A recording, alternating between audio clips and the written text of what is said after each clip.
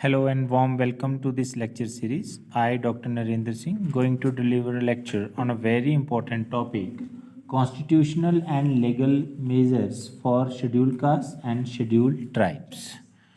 तो आज के लेक्चर में हम ये सीखेंगे कि भारतीय संविधान में ऐसे कौन से कॉन्स्टिट्यूशनल और लीगल मेजर्स हैं जिससे शेड्यूल कास्ट, शेड्यूल ट्राइब या बैकवर्ड क्लासेस की अपलिफ्टमेंट हो सके।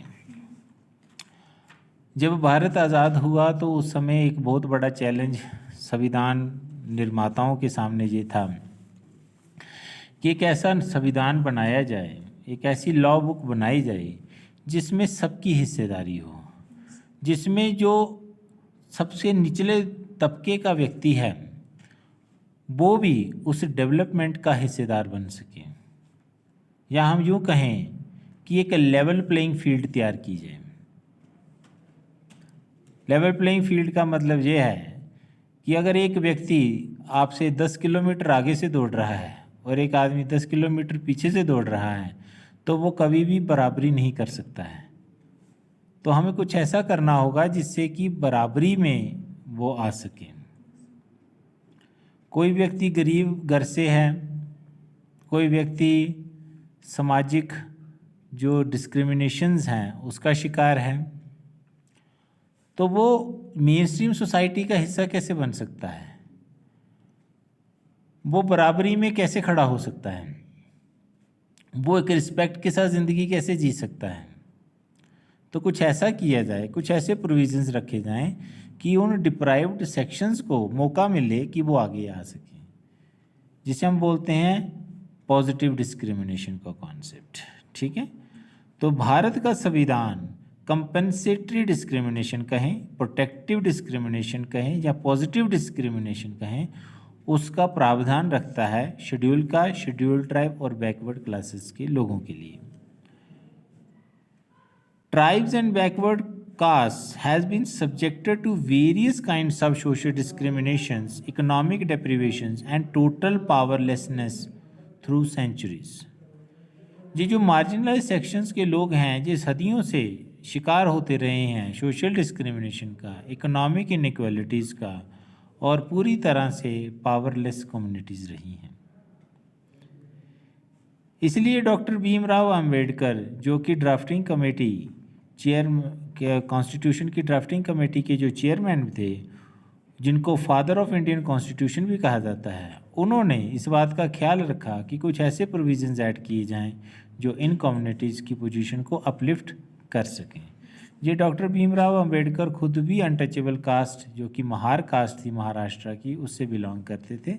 इसलिए महात्मा गांधी जी ने ये सुजेस्ट किया था कि हमारा संविधान अंबेडकर जी से लिखवाना चाहिए, जो कि सबसे निचले तबके में आते हैं।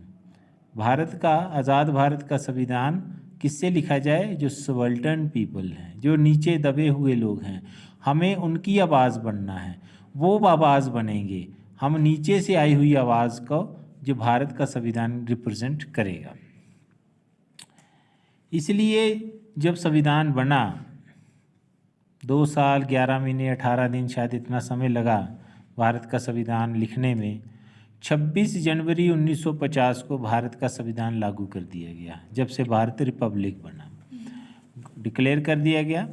और इसमें कुछ प्रोविजंस रखे गए, जैसे fundamental rights for all its citizens irrespective of caste, class, race, gender, along with the directive principles of state policies granting socio-economic and political privileges.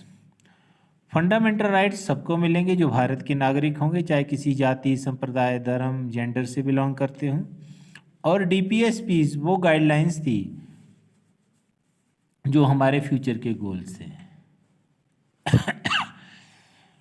जिसमें भारत का जो संविधान है या फिर जो लेजिस्लेचर्स में जो होंगे वो इस बात का ख्याल रखेंगे कि हम उन गोल्स को अचीव कर सकें जो आज की मौजूदा हालत में हम अचीव नहीं कर सकते, क्योंकि हमारा देश उस समय गरीब था।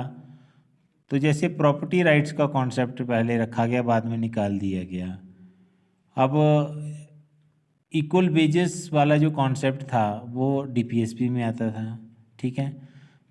क्योंकि इकोनॉमिक कंडीशंस इतनी बेटर नहीं थी, इसलिए उनको डीपीएसपीज में डाल दिया गया कि जो अभी हम लागू नहीं कर सकते, लेकिन फ्यूचर में जो सरकारें आएंगी वो इन डीपीएसपीज के प्रोविजंस के ऊपर कानून बनाएंगी और उन प्रोविजंस को फंडामेंटल राइट्स में भी रखा जा सकता है। As far as these safeguards in Indian Constitution are concerned, they are broadly classified under the four heads which comprise social, educational, economic, political and other safeguards. Bharat के संविधान में जितने भी सेफगार्ड्स रखे गए हैं मार्जिनलाइज सेक्शंस के लिए, उनको आप 4 हिस्सों में बांट सकते हैं: सोशल, एजुकेशनल, इकोनॉमिक, पॉलिटिकल और अदर सेफगार्ड्स। इस कॉन्टेक्स्ट में सबसे पहले हम समझते हैं सोशल सेफगार्ड कौन से हैं। Social safeguards includes various problems or deals with various social problems like abolition of untouchability, prohibition or discrimination on grounds of caste, race, sex, access to public places, wells, tanks, hostels, restaurants, etc. Social safeguards, जो untouchable लोग हैं, जो marginalise लोग हैं, जो socially बायकॉटेड लोग हैं, जिनके साथ समाज ने बड़ी बेहुदगी की या जिनके साथ बड़ा डिस्क्रिमिनेशन किया, उन सोशल प्रॉब्लम्स को दूर किया जाए। जैसे अनटचेबल्स लोगों को पानी नहीं भरने दिया जाता था, उनके टच से लोग ये माना जाता था कि बाकी वाले लोग डिफाइल हो जाते हैं, उनके हाथ का बना खाना नहीं लोग खाते थे, छुआछूत करते थे, उनसे शादियां नहीं करते थे। तो ये जो प्रॉब्लम्स थी उन पे क्या कर दिया गया, बैन लगा दिया गया। इस तरह की जो भी प्रैक्टिसेस थी उस पे क्या लगा दिया गया, बैन लगा दिया गया। और सबको आज़ादी थी कि वो कहीं भी जा सकता है, किसी भी तरह की एजुकेशन ले सकता है, मंदिर में, तालाब में, कहीं भी जाके मंदिर में एंट्री कर सकता है, तालाब में स्नान कर सकता है, कुएं से पानी भर सकता है। तो इससे रिलेटेड कुछ प्रोविजंस ऐड किए गए और वो प्रोविजंस क्या थे कॉन्स्टिट्यूशन में? Article 14, article 15 clause 1, article 15 clause 2, article 17, article 23 and article 25 of the Indian constitution. ये सब प्रोविजंस डील करते हैं सोशल सेफगार्ड्स के साथ। सेकंड आगे एजुकेशनल एंड इकोनॉमिक सेफगार्ड्स। इसमें क्या था? Reservation for admission to educational institutions, reservation in public employment, claims in appointments to the services, promotion of educational and economic interest, protection from injustice and all forms of exploitation. The above aspects are mentioned in Articles 15 clause 4, 16 clause 1, 16 clause 4, 16 4A, Article 19, 46 and 35 of the Constitution. ये सब provision deal करते हैं educational safeguards के साथ या economic safeguards के साथ। Third category में आते हैं पॉलिटिकल सेफगार्ड्स। पॉलिटिकल सेफगार्ड्स में क्या था? Reservation of seats in Lok Sabha and state assemblies, ministries in in charge of tribal welfare in the state of Bihar, Madhya Pradesh and Odisha. These are referred in article 164 clause 1, article 330, article 332, article 334 of the Indian constitution. तो ये sub article deal करते हैं political safeguards के साथ। Fourth और other safeguards में आते हैं administration of scheduled area and tribal areas कि वो प्रोविज़न जो तय करते हैं कि जो ट्राइबल एरियाज़ हैं वहाँ की एडमिनिस्ट्रेशन कैसी होनी चाहिए, किस तरह की होनी चाहिए। Grants in aid of the Consolidated Fund of India to states for scheduled areas and promoting the welfare of the scheduled tribes. In safeguards में आते हैं कि कंसोलिडेटेड फंड ऑफ इंडिया से पैसा दिया जाएगा, ग्रांट दी जाएगी उन शेड्यूल्ड ट्राइब एरियाज़ के लिए जो पिछड़े हुए हैं, ताकि उनकी वेलफेयर के लिए स्टेट्स गवर्नमेंट्स जो हैं वो प्लान चला सकें। कंसोलिडेटेड फंड ऑफ इंडिया जो है वो फंड जो है वो कॉन्स्टिट्यूशनली इसका प्रोविज़न है कि वो कभी भी मतलब एक अलग से फंड्स बनाया गया है जहाँ से पैसा विड्रॉ किया जा सकता है किसी भी समय। उसके लिए आपको बजटरी प्रोविज़न्स की ज़रूरत नहीं पड़ती है, जहाँ बार बार उसके लिए आपको इजाज़त नहीं मांगनी पड़ती है पार्लियामेंट में जाके। ठीक है। थर्ड में आते हैं national commission for schedule caste and schedule tribe. In safe guards में शेड्यूल कास्ट और शेड्यूल ट्राइब्स के लिए नेशनल कमीशंस बनाने की बात हुई। यहाँ पे शायद आपको एक बात लग रही होगी कि यहाँ ओबीसी की बात नहीं हो रही है, क्योंकि संविधान जब बना था तब अदर बैकवर्ड क्लासेस का कॉन्सेप्ट नहीं था, वो बाद में आया था। Commission on the administration of the scheduled areas and the welfare of the scheduled tribes. फिर उसके बाद नेशनल कमीशन बना शेड्यूल्ड कास्ट, शेड्यूल्ड ट्राइब्स के लिए, शेड्यूल्ड एरियाज़ के लिए और वेलफेयर के लिए शेड्यूल्ड ट्राइब्स की। एक तो नेशनल कमीशन है और उसके अलावा भी कमीशन है। ठीक है। X executive power of the union in giving direction to states as to the drawing up and execution of schemes for scheduled tribes. कुछ ऐसी स्कीम्स बनाई जाएं, कुछ ऐसी पॉलिसीज़ बनाई जाएं जिससे शेड्यूल्ड ट्राइब्स के लिए वेलफेयर प्रोग्राम चल सके, जहाँ उनकी सोशो इकोनॉमिक अपलिफ्टमेंट हो सके। फिर उसके बाद में आपको जानते हैं काका कलेलकर कमीशन बना, फिर मंडल कमीशन आया, फिर उसके तहत बैकवर्ड क्लास कमीशन एस्टेब्लिश हुए। ठीक है।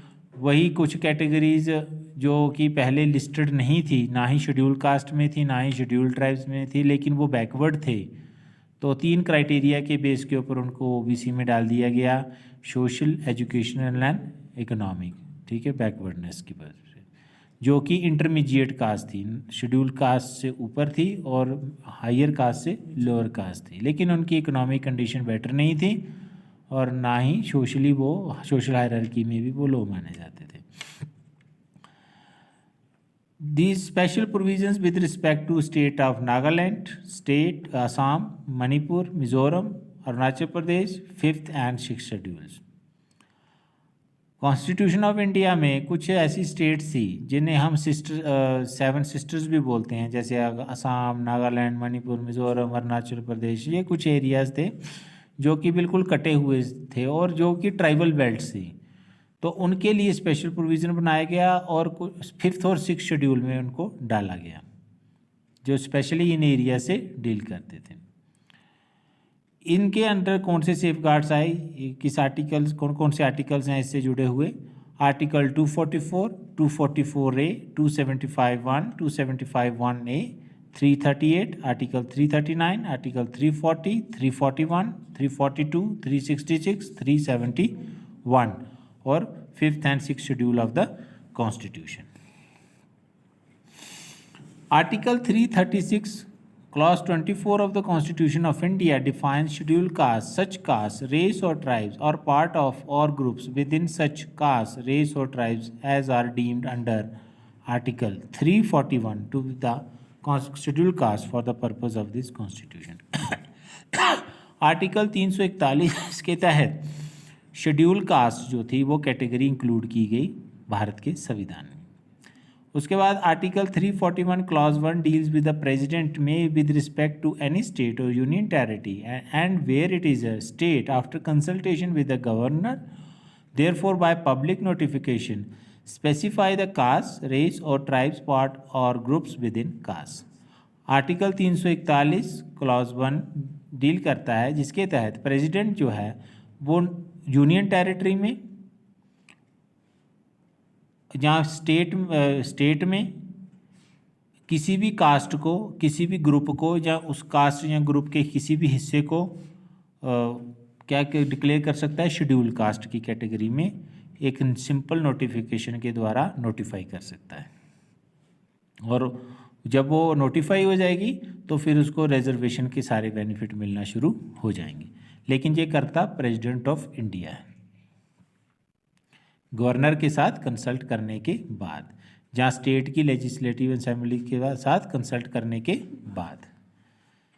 Article 342 clause 1 deals with the president may with respect to any state or union territory and where it is a state after consultation with the governor, therefore by public notification specify the caste, race or tribes part of groups within caste, races or tribes which shall for the purpose of this constitution be deemed to be in relation to that state or union territory as the case may be.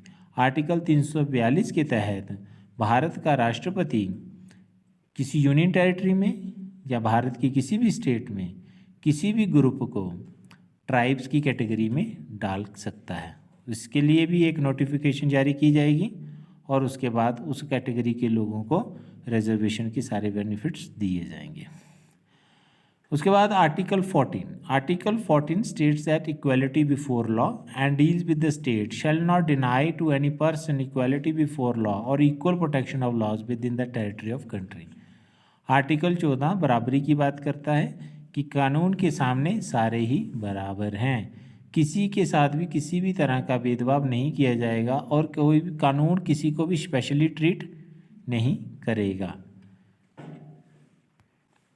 Article 15 deals with the prohibition of discrimination on grounds of religion, race, caste, sex, place of birth. Article 15 कहता है कि भारत का संविधान जाति, धर्म, संप्रदाय, sex, place of birth इस किसी भी कैटेगरी के बेस के ऊपर किसी के साथ भी कोई भी डिस्क्रिमिनेशन नहीं करेगा।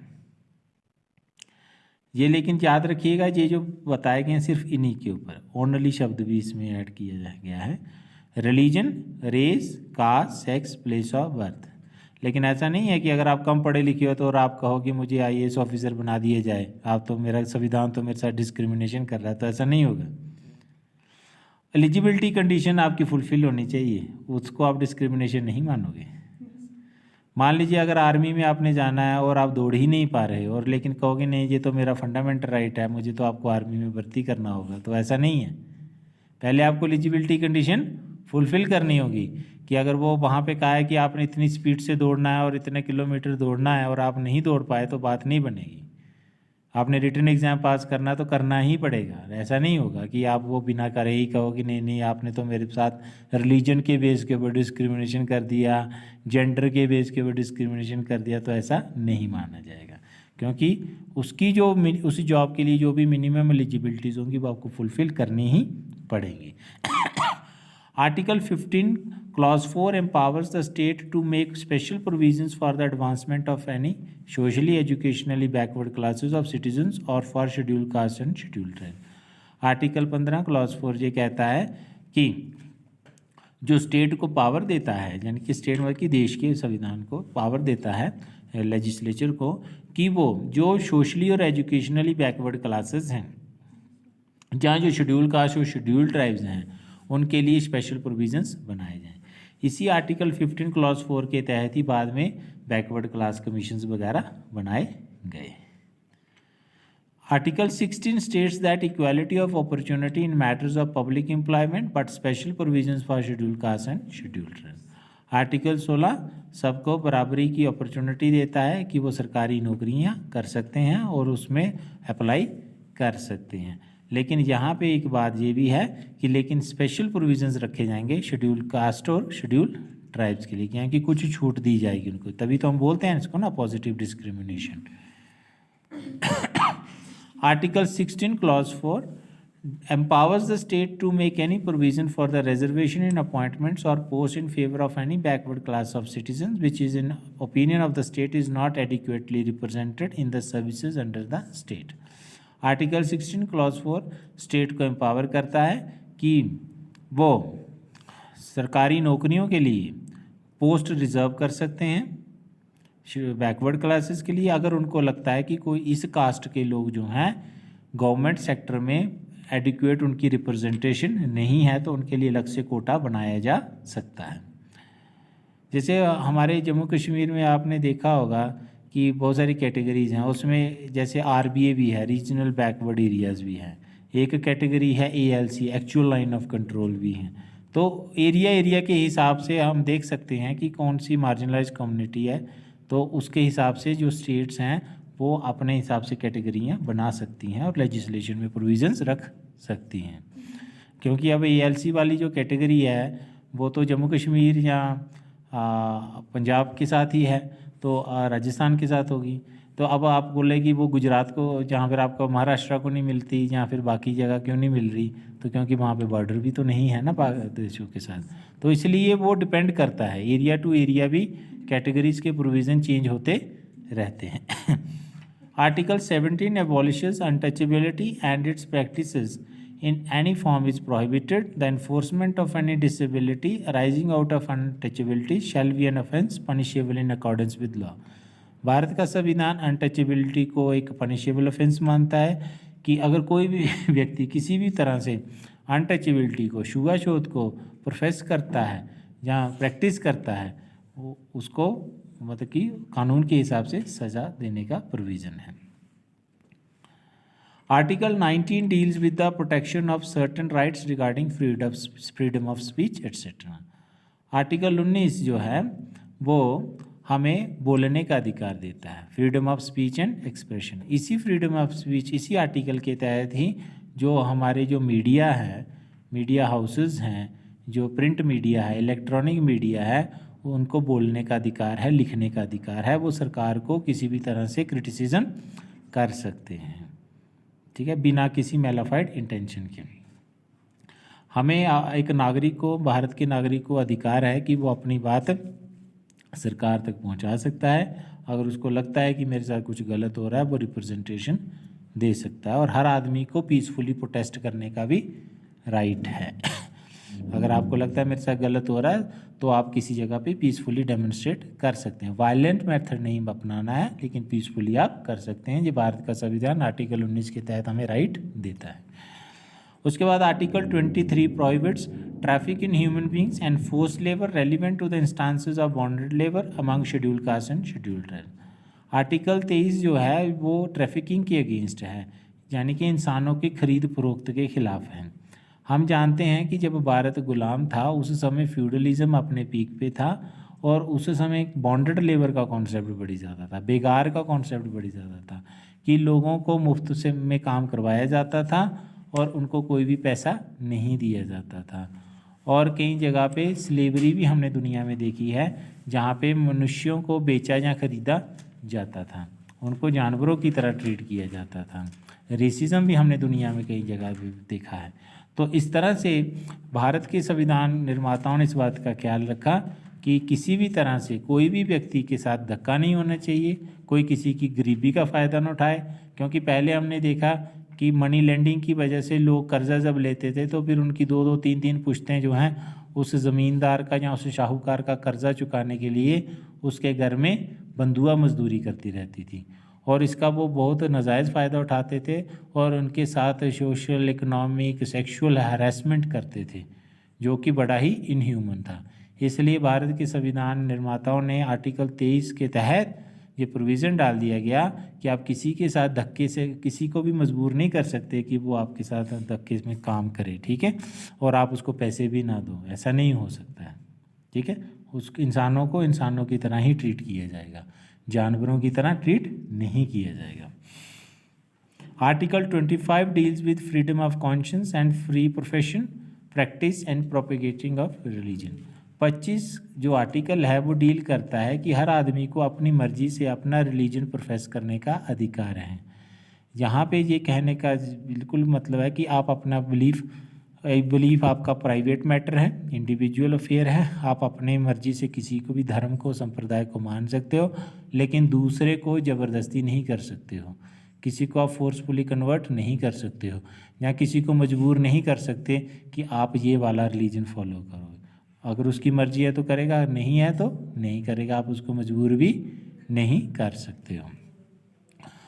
Article 29 provides protection of interest of minority religions, race, caste, language, no bar to admission in educational institution. Article 29 और 30 जो है वो बेसिकली माइनॉरिटी के साथ जुड़ा हुआ है। माइनॉरिटीज़ की जो रिलीजन है, उनकी लैंग्वेज है, उनकी कस्टम्स है, उनकी ट्रेडिशंस हैं, उनकी आइडेंटिटी को प्रोटेक्ट करने के लिए ये प्रोविज़न ऐड किया गया। और इसी प्रोविज़न के अंडर जो माइनॉरिटीज़ हैं वो अपने कल्चर को प्रिजर्व करने के लिए अपने अलग से एजुकेशनल इंस्टीट्यूट भी खोल सकते हैं। Article 45 states that the state shall promote with special care the educational and economic interests of the weaker section of the people and in particular of the scheduled castes and scheduled tribes and shall protect them from social injustice and all forms of exploitation. Article 45 जो है वो ये कहता है कि state की जो जिम्मेदारी है कि जो वीकर सेक्शन है उनके वेलफेयर के लिए, उनके एजुकेशनल और इकोनॉमिक इंटरेस्ट के लिए वो कोई भी पॉलिसी बना सकता है और वो कोशिश करेगा कि इन कैटेगरीज़ के जो लोग हैं या मार्जिनलाइज सेक्शंस के जो लोग हैं उनके साथ किसी भी तरह का सोशल इनजस्टिस नहीं होना चाहिए और उनकी कोई भी एक्सप्लॉयटेशन नहीं होनी चाहिए. Article 243D deals with reservation of seats for scheduled caste and scheduled tribes in panchayat. जबकि हम जानते हैं कि 73rd कॉन्स्टिट्यूशनल अमेंडमेंट एक्ट के बाद 3 टायर पंचायत राज सिस्टम इंडिया में अप्लाई किया गया और कुछ प्रोविजंस ऐड किए गए जिसमें ये बोला गया क्योंकि डेमोक्रेटिक डिसेंट्रलाइजेशन कॉन्सेप्ट के तहत ताकि हर आदमी जो है वो इस गवर्नेंस का हिस्सेदार बन सके, इसलिए ये कहा गया कि जो शेड्यूल कास्ट और शेड्यूल ट्राइब्स के लोग हैं उनके लिए भी सीट्स रिजर्व की जाएंगी आर्टिकल 243 क्लॉज डी के तहत. ठीक है.